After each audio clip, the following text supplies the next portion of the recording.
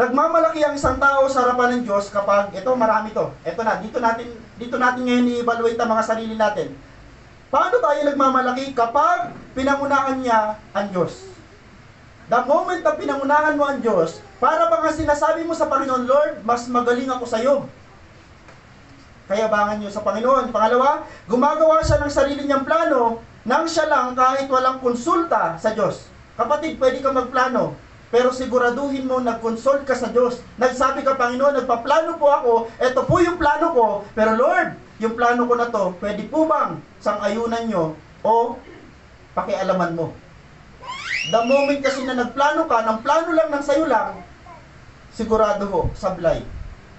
Pastor, paano to? Nagplano ako ng ako lang, pero nagtagumpay. Ang dulo niyan, yes, nagtagumpay, pero ang dulo niyan, bagsak pa rin.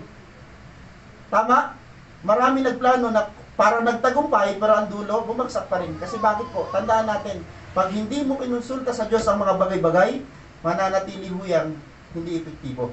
Okay? Pwede magplano. Ayaw niya sa plano ng Diyos. The moment na nagplano ka ng sarili mo, hindi ka nagkonsulta sa Diyos, ang conclusion niyan, ayaw niya sa plano ng Diyos. Pakiramdam niya ang hawak niya ang panahon at buhay niya.